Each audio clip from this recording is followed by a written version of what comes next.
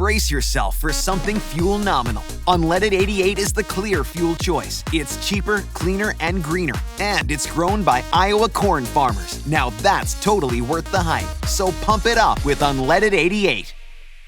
This podcast is for informational purposes only and should not be considered legal, medical, or mental health advice. The views and opinions expressed do not necessarily reflect the official policy or position of the podcast and are not intended to malign any religion, group, club, organization, business, individual, anyone, or anything.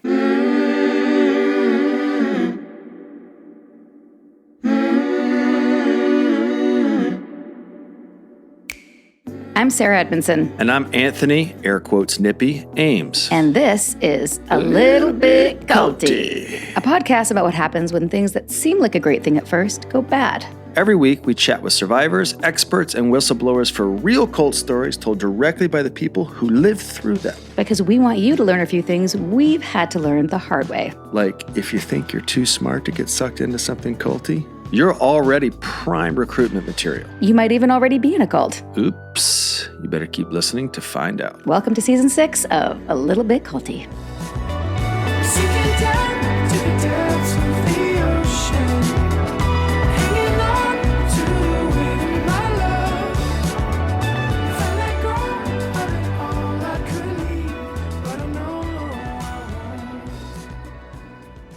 Hey everyone, it's time for another ALBC Summer Remix. You're gonna love them. This one's close to our hearts. It involves people who took a big risk by speaking publicly about their culty experiences in a docuseries of some type. It's like what we did for HBO's The Vow, the series that took on Nexium and Keith Raniere. We really like talking to these people because obviously there's much more than what's revealed in the docuseries. So we'll get into the nitty-gritty of what it's like behind the scenes and what the docuseries may have missed out. Think of it as Cults Unplugged. This week, we'll revisit our conversation with Sarma Melngailis from the sensational Netflix series Bad Vegan. We'll also talk with Tom Krumins, one of the whistleblowers from Scouts Honor, the secret files of the Boy Scouts of America. And of course, we'll bring back Ruthy Heiler to speak about her experiences in the Independent Fundamentalist Baptist movement from the Investigation Discovery series Let Us Pray, A Ministry of Scandals. These are some of our favorite episodes, so we hope you'll enjoy them. Let's start with Sarma. Just before Netflix premiered its sensational docuseries Bad Vegan, Sarma Melngailis spoke exclusively with ALBC about all the shit she endured with the culty con man. Sarma hoped that Netflix would shed a light on the confounding circumstances that led to the demise of her brand, One Lucky Duck, and her restaurant, Pure Food and Wine. But when Netflix came calling, it was not pretty. So we let Sarma set the record straight. Let's hear what she had to say.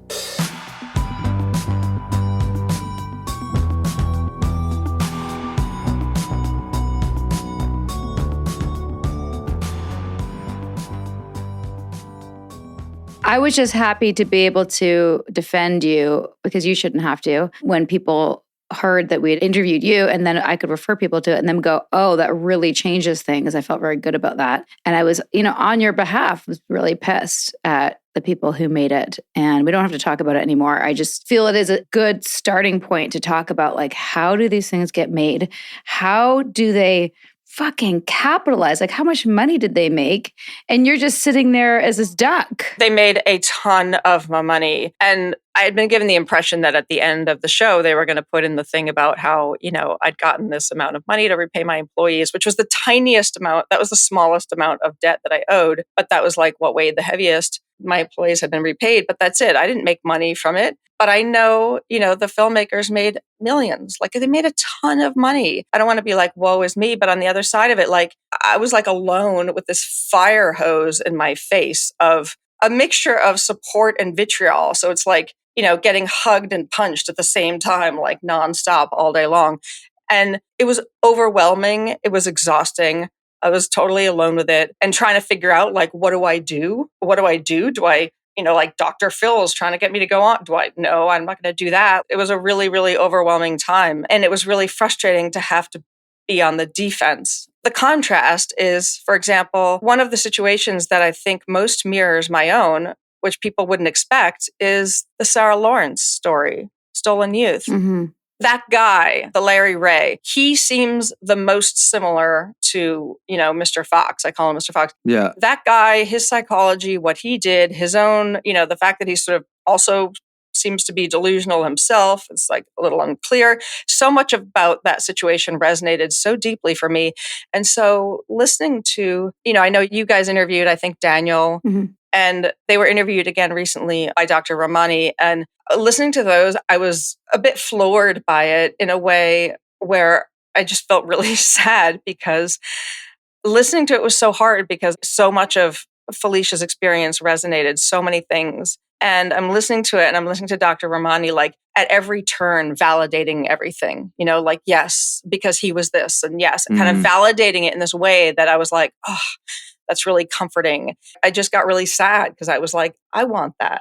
Anybody kind of on the other side of this, if you're going to go out into the media, like, yeah, you want to be really careful where you're going. I was going to say it's symptomatic of the problem, and why I think it's important you tell your story. You unfortunately ran into people that claimed they were going to be sensitive to your story, didn't have really the capacity to be sensitive to your story because they don't really see it that way. One of our people that directed ours, took our training, so had firsthand experience of like the con. If you look at the platform, even though this was made and then it was sold, I think they knew all along it was going to go to Netflix, because the director has a relationship with them. So I think it was pretty clear that's where it was going. But more and more, I'm seeing that there's this understanding that Netflix airs a certain type of show, which is maybe more like kind of flashy glamour, like entertainment oriented. And that's why I make the argument in what I wrote online that there should be another category called docutainment. It should be another category versus documentary. A straight up documentary, you shouldn't be intentionally confusing people. You shouldn't be intentionally misleading people. You shouldn't have people come to the end of it and like half the people think one thing and half the people think other thing if it's based on fact. So whereas, other places like HBO and Hulu, their documentaries seem more like serious documentaries. And I mean, I watched The Vow, and it was certainly a very different tone. We're in good hands with HBO. Nancy Abrams and Lisa Heller, when we were going through this, and there was a point where Keith was arrested, he was going to go to jail. I was like, why would I be in this anymore? Like, my punch is thrown. I want to get my wife and family out of this. And I went to them and was kind of like, hey, look, I don't know if I really want to be in this anymore. Right. Because I didn't need to be. And they were great. They clearly understood it. They had done Neverland, I think, and everything they've done is pretty good. But Sarma, like that was one of the questions for you is what advice do you have to people who've come out of something like this and helping them figure out, like, do they want to be public? What have you learned? How would you suggest people go about doing something like you did? What questions would you ask differently now that you know what you know? Yeah. I mean, that's a good question. One of the things that sort of became clear to me that I feel better about is this clear understanding for myself that like, what happened was not my fault, right? But at the same time, there are things about me that made it possible, right? Which is a very different thing. And the thing to understand is like most of those things are generally good characteristics, right? It's like what makes you vulnerable is you have a tendency to believe people. You have a tendency to believe people are good. You trust too easily, a variety of things. But part of that trusting too easily, that doesn't change. It carries over. So I trusted that the film would be done with integrity, or, the show, or whatever you want to call it.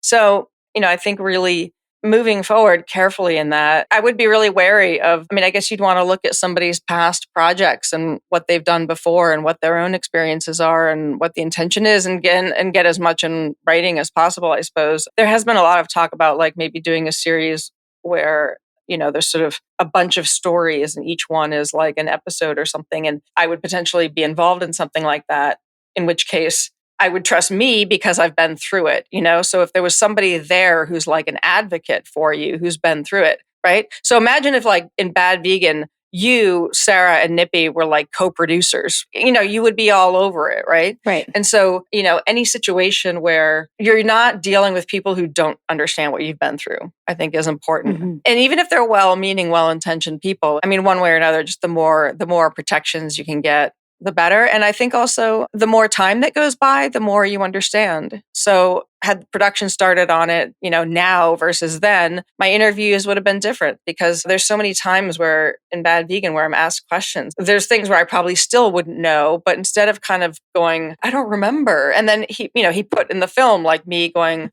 I don't remember, but in a way that almost makes it seem like I'm lying I think those things were kind of interspersed in there, I would argue intentionally, such that if your lens was to like maybe not trust me and not believe me, then you're like, you're getting confirmation You for got that. reinforced. Right. Yeah. By these like bits and pieces included where I kind of go like, I don't remember. There's even parts where like he asks me questions where I don't want to answer it because to answer it honestly, I would have had to say something bad about somebody else and I didn't want to. And so I sort of hesitate, you know? And so all these little things that make it look like I'm lying or can't be trusted. I think you guys talked about this too, is like, it's hard. It's not very safe to go out and do a bunch of interviews like right on the other side of this stuff when you're still kind of in that shocked, traumatized state, which really, I think, as you guys know, takes a while to wear off. And you don't even realize it. Yeah. Right. You don't even realize it when you're in it, right? You're like, oh, I'm out. I'm fine. I got to tell the story. I got to warn people about all this shit. And then like later you're like, oh my God, I wasn't even in my body. There were periods of time where I was like, all right, you know, I'm fine. Like, not I'm fine, but I felt very much more kind of confident and felt like I'd gotten past it. And then I realized, no, I have not at all gotten past this. And there's like more work to do. There's more healing to do. No, you're right. Sarah and I should be producing on these things, or at least be consulted. You need someone who believes you unequivocally. Well, and also you need somebody there, because I was talking to a producer about this and I was like, my involvement would be useful because I could intervene if, you know, the subject was being asked questions that were like the equivalent of like, well, why didn't you leave? You know, it's like, no, you can't ask that question. You know, I could be, you know, like an advocate for that person. I called those, were you wearing a short skirt questions? Yes. Oh, that's right? so good. Yes. Oh my God. You know what? You can fuck right off. That's what I would say. Exactly. You tell him, Sarah. Well, you know what? You just tell That's him. one of the things that chaps my ass. And I'm sure you've thought about this, but just for our audience to really think about what it means to go through something like what you went through, to be betrayed by somebody, to be manipulated, coerced, betrayed, used, and then to do it all over again with a fucking production company. I mean, the level of horrific, I'm so mad at them. I'm not even Netflix. It's not Netflix really. It's the people, right? Yeah. I mean, Netflix didn't make it, but the way Netflix marketed it and really. Right. That's true. I had very little involvement with them, just a little bit with sort of the kind of PR side of it. But I was all ready to cooperate. I thought like on the other side of it, I'd be out there like, you know, doing promotion for it and like talking about, you know, all the productive things and like talking about how it's misunderstood in the criminal justice system and being sort of an advocate. And instead it was like, you know, they knew what was going to happen. So it was like just cut off and then I'm on my own. And I mean, the thing that was so astonishing too was that like Perpetual Pups weird video campaign they did. Who was that? Oh my God, don't even tell me. Did you see that? No. It's like a 1 minute long video. And it was this weird campaign where like, if you go on Twitter, if you're like a dog person, it was like this promoted tweet. It looked like a company called Perpetual Pups. And you're like, oh, what's this? And you click on it, kind of realize obviously by the end of it that it's a parody, but it's like they show people kind of running on the beach with their dogs. And it's like, do you want your dog to live forever?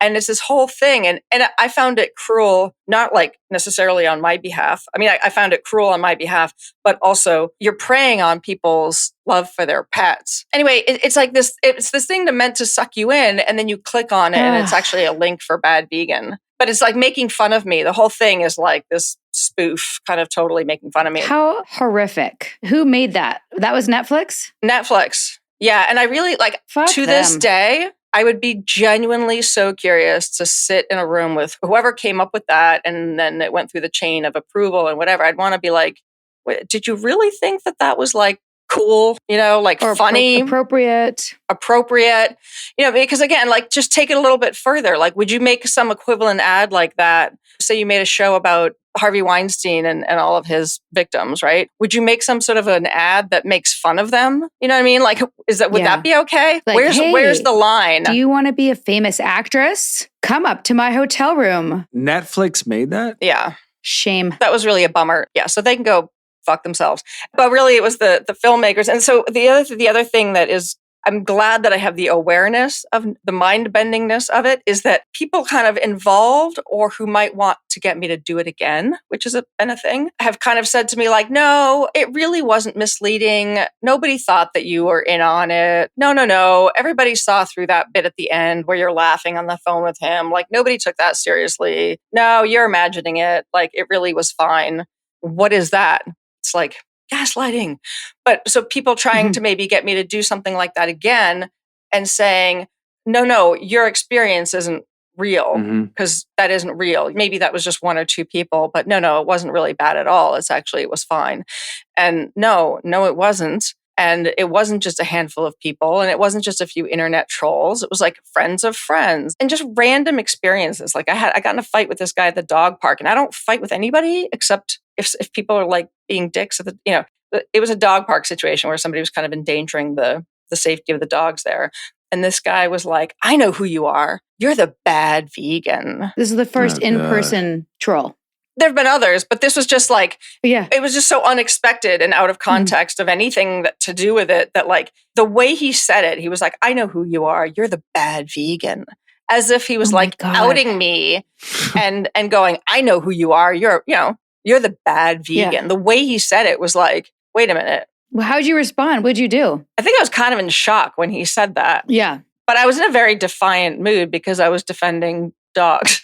So the guy was such a douchebag. That it was easier not to take it personally. Right. But it struck me that that it was interesting that that's his perception, is that he's almost like he felt like he had one over on me. Like he's calling me out on knowing that I'm this bad person. So if anyone's ever in doubt about what Netflix did or didn't do, just the fact that they even named it bad vegan. Yeah. Is the indictment, right? Like it already says you're the bad vegan. Okay. It's not like, is she a bad vegan? It sounds like that's the thesis. I knew that's what it was going to be called, but I sort of I naively thought that was sort of the title because that's the way the tabloids had portrayed me.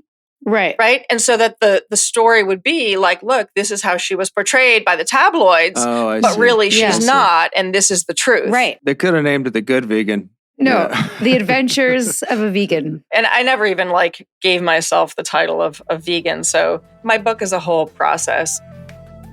This podcast certainly would not be happening without our amazing, supportive, generous patrons. Are you with us? Come find us over on Patreon at patreon.com/alittlebitculty for bonus episodes, ad-free and exclusive content, and the occasional Zoom with fan favorites from our past episodes, Q&As, and all sorts of goodies. It's fun over there, people.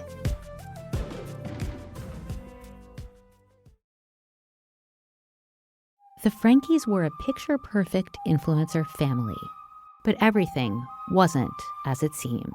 I just had a 12-year-old boy show up here asking for help. He's emaciated. He's got tape around his legs.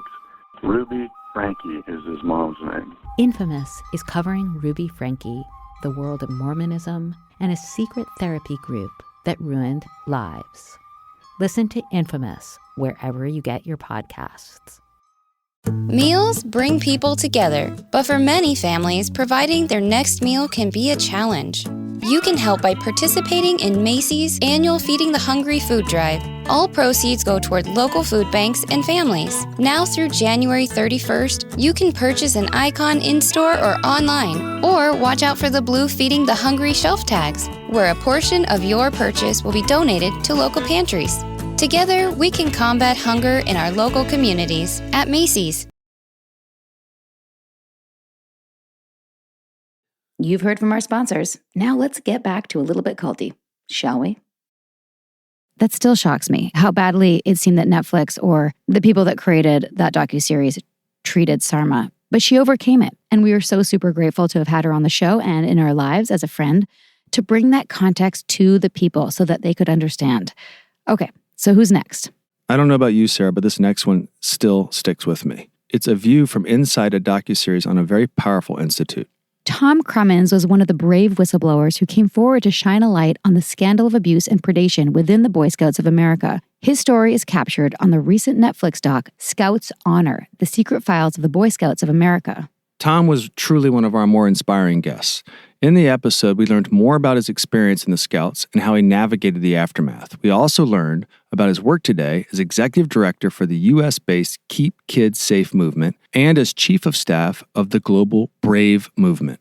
Tom, of course, talks about the cringe-inducing topic of child sexual abuse. Listeners, fair warning, but also know that there's a whole lot of hope in this conversation, too. Let's hear from Tom.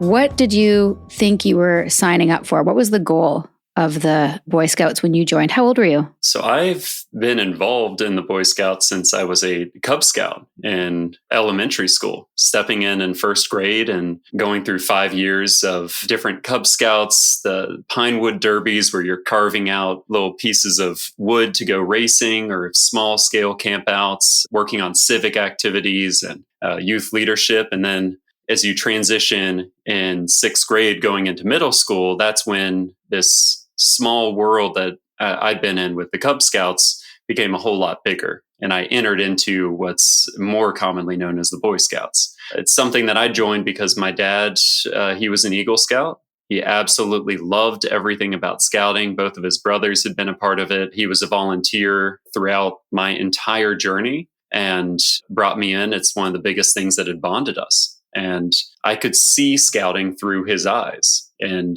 for the most part, the image is really good.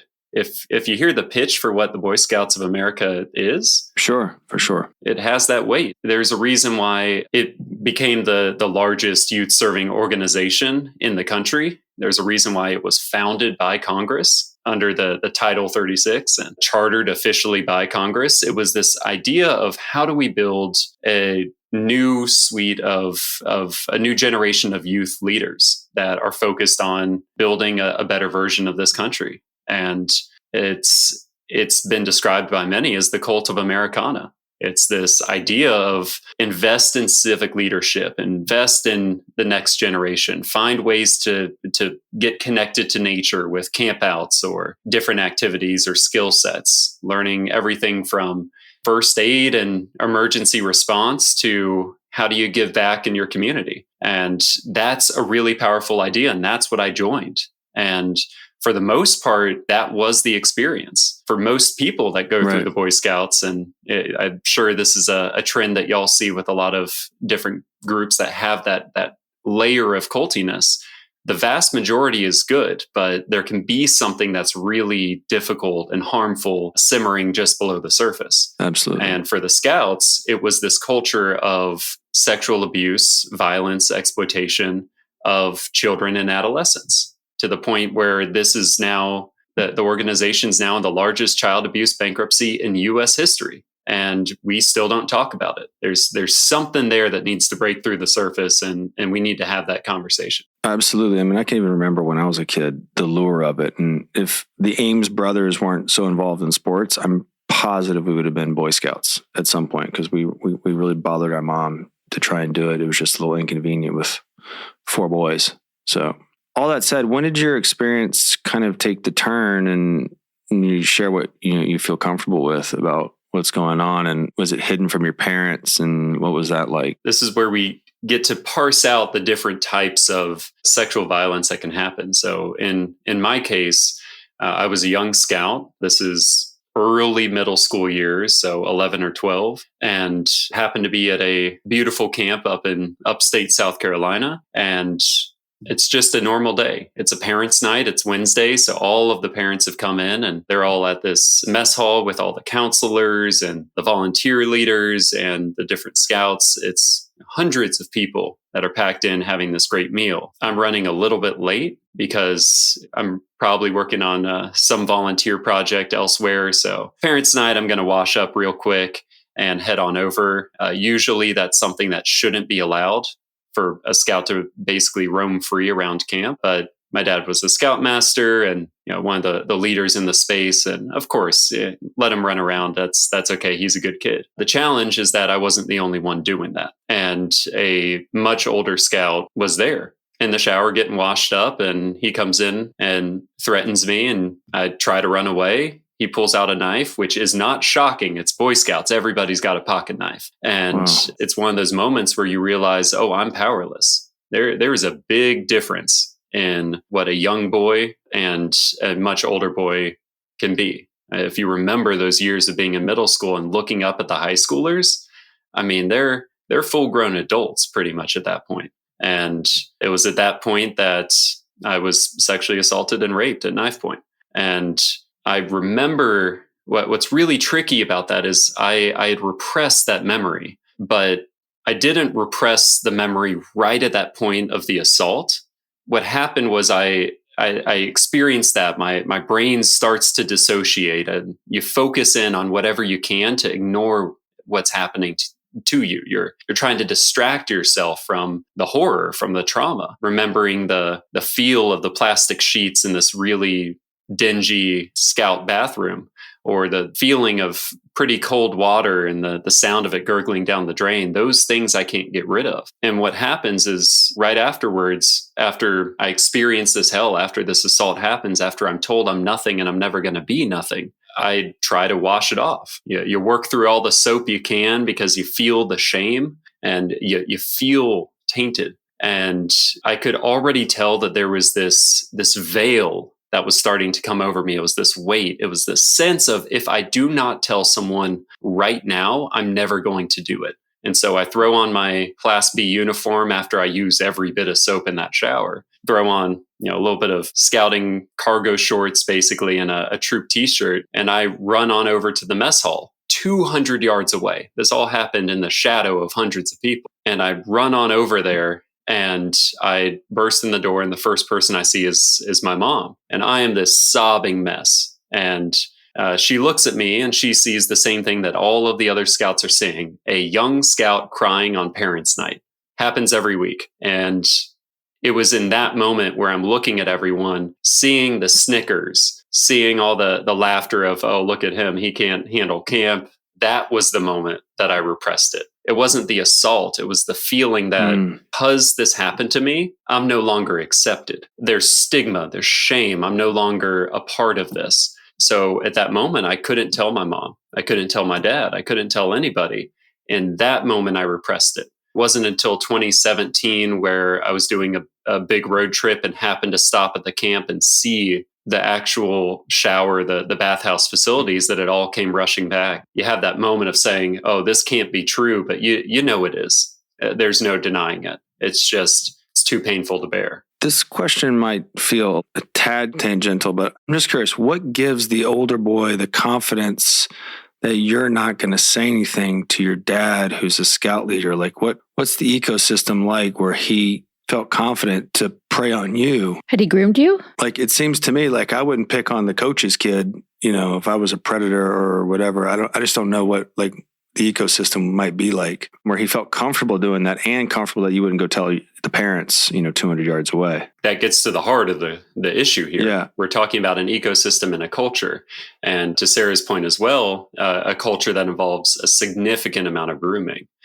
So within the Scouts, there's been this decades-long history with evidence pointing back to the earliest years of scouting, where sexual violence and abuse and exploitation was happening. It was oftentimes a case of grooming, where a troop leader, a volunteer, an adult that's found their way into the scouting program would build that relationship systematically with a young scout, and then either through trust or through communicating that they hold the power and you can't speak out, usually a combination of both, they then seize that opportunity, and that's when the abuse really starts to happen. One of the issues that started to pop up, and is actually a growing issue now, is youth-on-youth violence. And that's something that kicks out from that culture of grooming and of trying to hide all of this in the shadows. And that youth-on-youth violence is most likely people that themselves had experienced abuse, not a guarantee, but most likely, they lash out. They take their pain out on someone else. And maybe they do it strategically. Maybe they say, oh, here's the person and this person won't speak. I trust that the culture is strong enough. No one's going to speak out. I'll tell them that you're gay and that's not acceptable in this culture. So we know you're going to stay quiet. And sometimes it's just anguish and pain, and there's not rationality. It's just, I am this hurt. This happened to me, and I'm going to perpetuate the cycle. I need to inflict pain to feel something that isn't hurt myself. And so it's hard to tell. In this specific case, it wasn't a case of grooming. It was truly just the wrong place at the wrong time. I chatted with this older scout from another troop beforehand, and I think he recognized me, saw that I was smaller, and took advantage of the moment. Well, it also seems that he took advantage of the ecosystem of shame and the culture that he knew that, like, I'm giving you the proverbial scarlet letter in this group. And if you go over that boundary and say something, you're wearing that. And that's harder than he's banking on the shame of that. He probably did it before too, I'm guessing, and got away with it. And that's the challenge. Either he did it before or he did it after. But it's one of those lines that once you cross it, the likelihood of it happening again is it's too high. And that just gives you all the fear for the current and future generations of Scouts. Are they safe? Absolutely. Genuinely, are they safe? And I don't have a clear answer to that. Well, the reason I ask that is because I think one of the ways for our audience to relate to that, I mean, think about the hierarchy that exists in high school. Freshman to senior. I grew up in jock culture. Like that didn't go on in the schools that I went on to, but there was no way I was going to complain about an older person picking on me.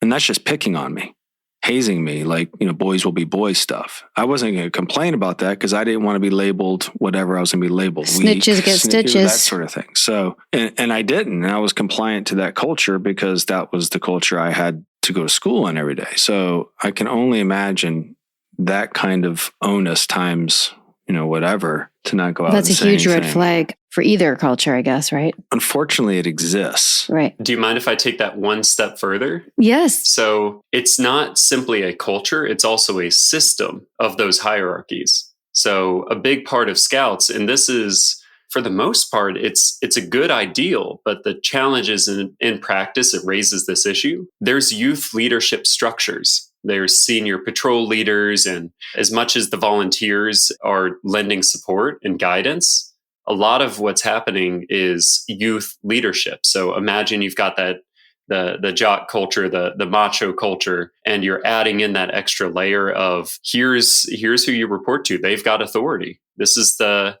older Scout. This is the hierarchy. That is a system that locks you in. And if you're a young Scout coming to a camp where you're out in the woods and you're surrounded by hundreds of people, but you also feel that you're out there alone, that's a dangerous mix. And how do we explore ways to improve that and recognize just how many red flags exist in that type of system?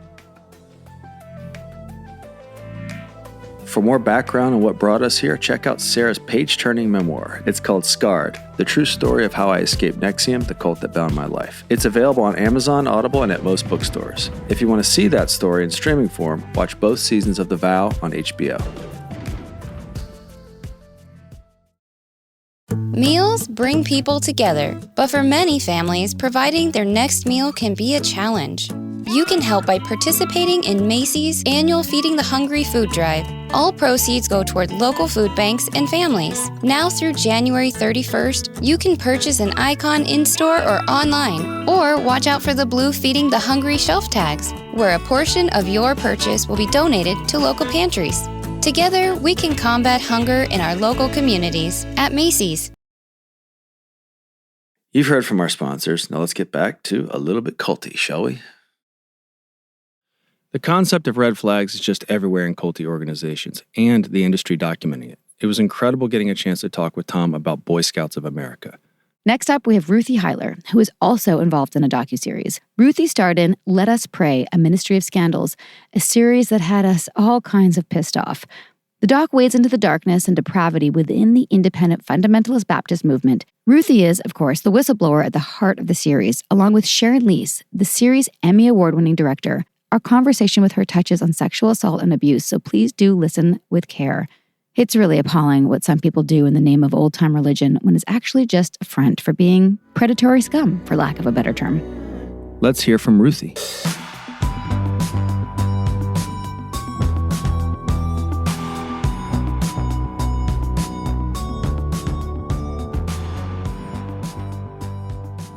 Was it so much worse as you started to dig in and do the series? Were you constantly shocked? Was it what you expected? Yeah. And like, it's so shocking to find out that when a teenage girl is sexually assaulted by a pastor and the head pastor finds out about it, that they don't do anything. Mm-hmm. That is so shocking. I mean, these are people who call themselves men of God, and they turn a blind eye. And it seemed at some point started to protect their own, which got me to think about the question of there's this system out there. And I was wondering, Do you think certain people see it and are attracted to it because they recognize they can get away with the behavior and then hide behind the religion? What comes first, I guess? Are these predators who recognize they can hide behind, being sanctimonious, and they recognize they have an ecosystem like, oh my God, this is a place where I can get away with my perversion? Or how do you see it, and how prevalent is it? And then are people unwittingly aligned with it, and when they become aware of it, don't do anything? Or like, what's the struggle that you saw in doing that? I think it's a little bit of both. There's boys that are raised in this environment and taught certain things, and then they grow up to know that if they do these things, they're not going to be called out for it because they're a man.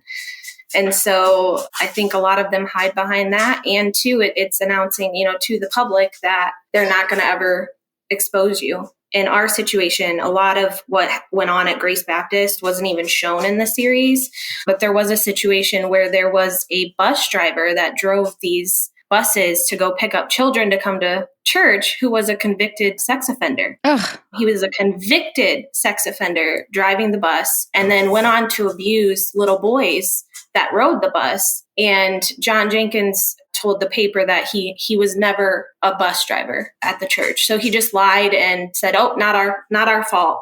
Instead of admitting, hey, we made an error, we didn't do a background check, whatever. It was, nope, we didn't have anything to do with this. And so they know they can get away with it. And they know that these, some of these pastors are going to turn a blind eye. Well, hopefully not anymore after this doc. But Ruthy, we were rooting for you the whole time. How have you been? First, let's start there. How are you doing now since the doc came out?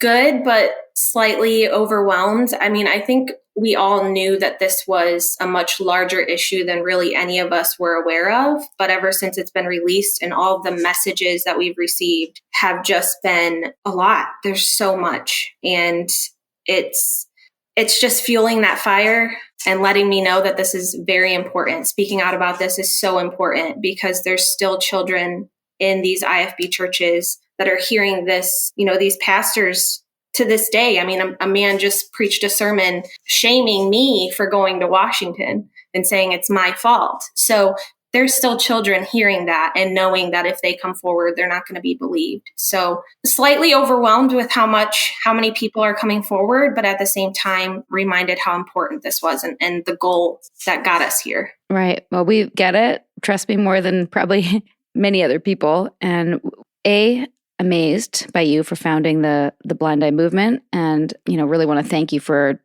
even doing the series, because we know that pursuing justice, especially in the public eye, is just super weird and hard, but it is a very important light that's needed. So we make sure that bravo to that, and I'm sure you feel it with every message of every person who reaches out to you. I just felt like it was the right thing to do. So many people say, I'm proud of you, and I feel like it's not really that.